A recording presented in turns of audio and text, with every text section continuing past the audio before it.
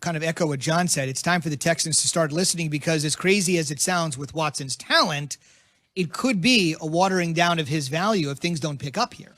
Well, I think what happens is these things are like, they run in cycles, right? If we go way back to when we talked to, oh God, I can't think who it was. It might have been John McClain that was on with us.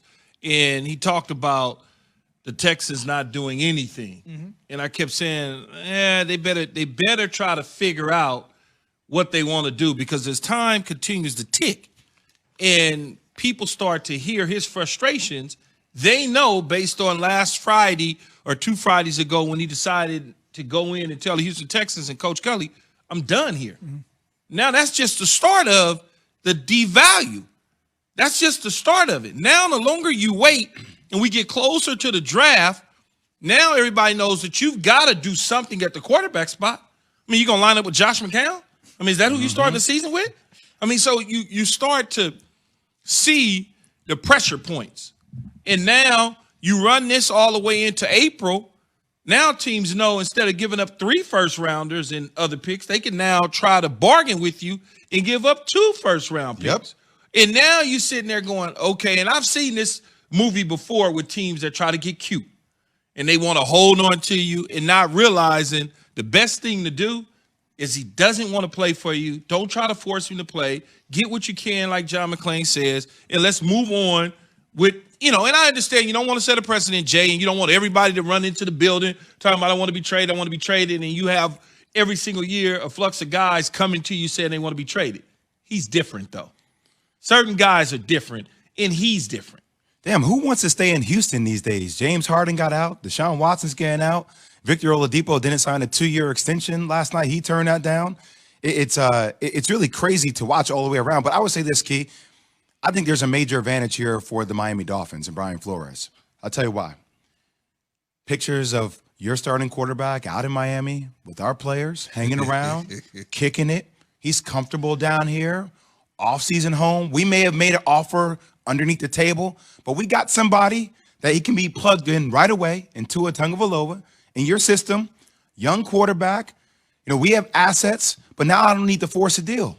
Now I'm going to wait for you to come to me, knowing that your quarterback has no trade clause, understanding that he feels very comfortable in the environment because he's publicly already put that out there. No, Tua's there. There's no question about it, but I'm Houston. I don't like Tua. If I'm Coach Kelly, I don't like Tua. You trying to give me something I don't like. But we don't know he doesn't like Tua. No, but I'm saying. Or do you know for a fact he doesn't like Tua? No, I don't know for a fact, but I'm saying you just offering up Tua to me just because I need a quarterback. But I may not like Tua. I may like Sam Darnold better.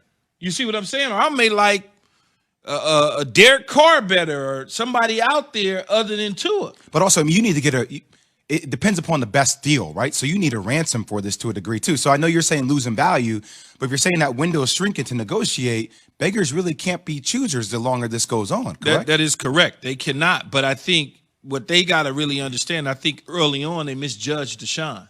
And they misjudged it by thinking that they could smooth things over.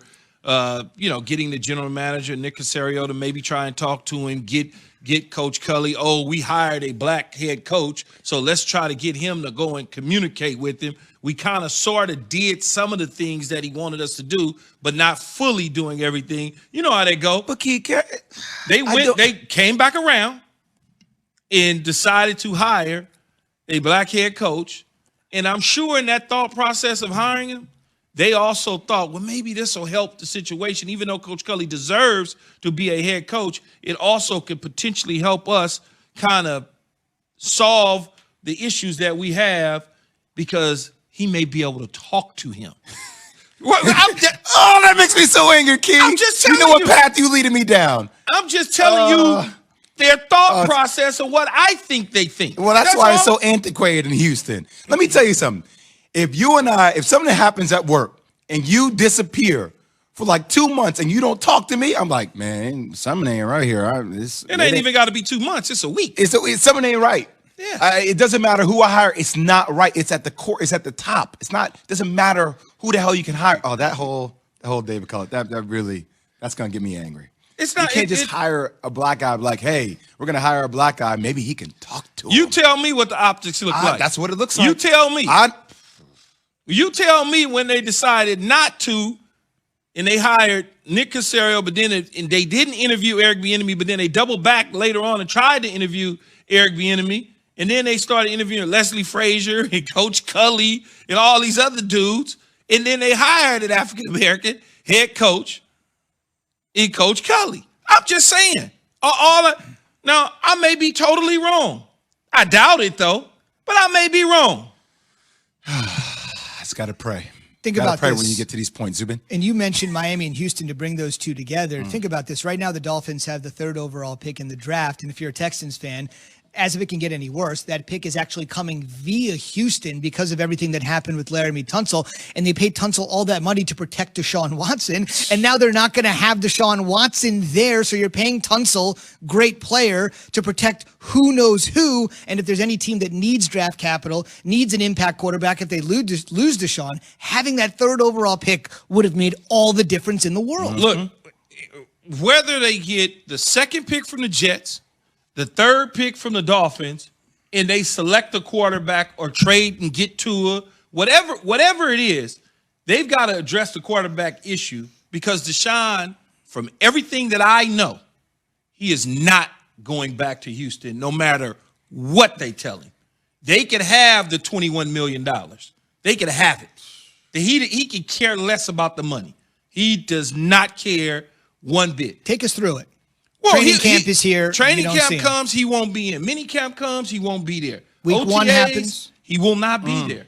He will not be there at take all. Take us through what happens. And those stories in the Is press it- get worse and worse and worse and worse. And worse and worse. And as I said to Rick Smith early on, they're going to start throwing darts at him. People are going to do that. As you can see, it's already happening on other networks. People are throwing darts at him because that is the way these things go. There's pressure points that come. You said take you through it. Training camp comes, he's at home or on vacation with his family and friends. He misses X amount of games. He comes in with about 6 games left in the season to get his accredited season, much like Trent Williams did with the Washington football team a year ago to get his accredited season. And at that point in time, his value will be way down. And that is a caveat that players have if they really understand it. Now, for Deshaun, people look at it, and I know those that are listening in the car or even watching us on television say we throw $21 million around like it's nothing. It's all relative in the sports world. But you also said if he returns, he may not play. That's an important distinction. Yeah, why would I I play? Take us through that. Yeah, I'm not going to play. I'll come back. Just sit out. I'll come back and chill, and you could try and activate me, but them balls going to go in the 3rd row. So now what? And the longer the story goes, the more dysfunctional you think an organization is. We already think they're dysfunctional, even though they're trying to reboot, but it just gets worse and worse and worse. And you don't have to worry about his teammates. His teammates understand what organization they're in, but everybody has a different level of comfort on how they want to handle a situation. And that means that you don't have to worry about the players alienating him. They're stuck there and don't want to be there, but they got to be there because they got to feed their family.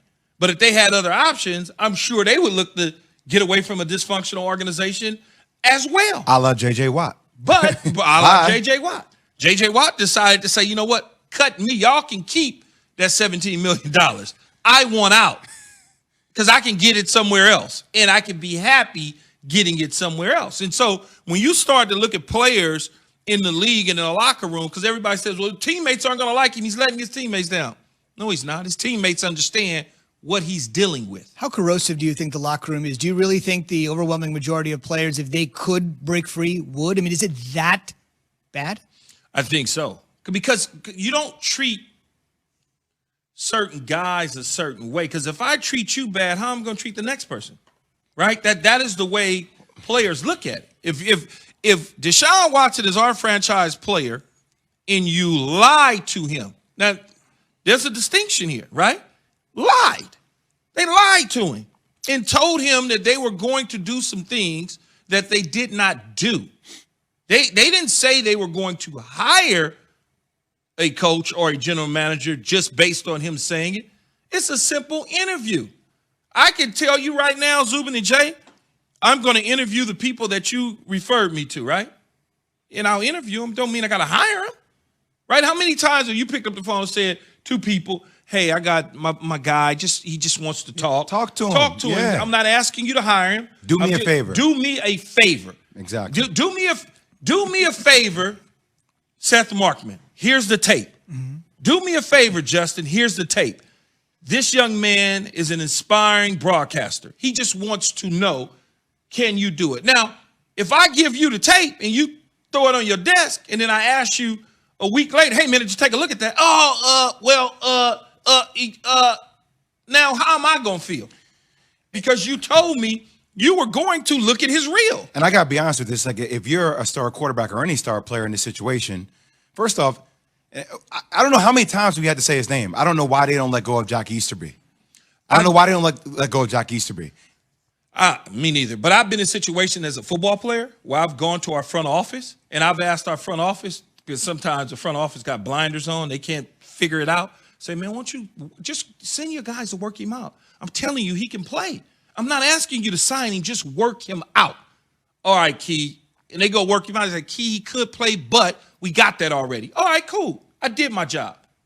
And right. and now, me and you, we still cool. Right. But if you lie to me and tell me you're going to send somebody and the dude's calling me, blowing me up, damn, Key, man, you said they would go work me out. How does that make me look? Yeah. Also, think about it. Sometimes it's not even that difficult. We're going to get to Mike Tannenbaum here in a moment. Tannenbaum. That's why Tuesdays in the NFL are what they are. You know how many teams? I covered the Broncos for years. You know how many kickers I saw coming on a Tuesday? Like clockwork. Many. 3-4 kickers. I mean, that's the day where you can look for guys. It's not like you have to carve out the time, right? You just do it. No, that's the funny thing, though, Jay. Oh, Tuesdays, dudes that's on the bubble, that's on the team, they be out there looking at the workout. No doubt. Trying to get a spot. No, well, it's guys that are already on the 53-man. They're like right at the back end, and they know that they may have had a bad game, and they bring in people to work out to see if they want to sign them and cut the other dudes. Those dudes be looking around the corner.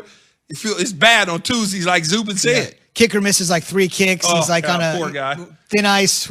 Like, hey, did you see Vinatieri walking through the hallway? I sure did. You talking about Denver, Zubin? Is this bringing you back to a bad place? It does. I mean, although they've had Elam and they've had Prater, they've had some good ones over the years for sure. Keyshawn Jabel, Zubin, presented by Progressive Insurance. Mike Tannenbaum joins us this morning on the Goodyear Hotline. He is the ESPN front office insider. All right, Mike, there's so many ways to go. We'll get to Wilson here in a second, but let's talk about the other quarterback that we just spent a few minutes talking about.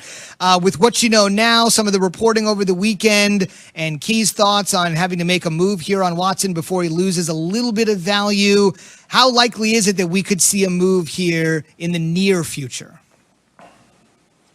Good morning, guys. I don't think we're going to see a move for a while. And I want to start off by saying I totally agree with Keyshawn, which is if you tell a player something or any employee or a teammate, you got to follow through. And I live that. When we had head coaching interviews at the Jets, at the Dolphins, we had Chad Pennington, we had Ryan Tannehill involved in the process. They didn't make the decision, but I wanted their feedback. And candidly, the candidates wanted to talk to those quarterbacks. So we did it quietly. We did it discreetly. I think the way Key described it is 100% accurate, which is there's a way you could do it without Deshaun feeling like he's making the decision.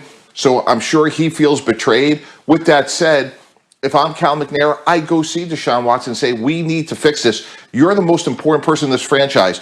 Not Nick Caserio, not Jack Easterby, not Coach Culley. We're paying you $30 million because you're the guy, and we need to fix it.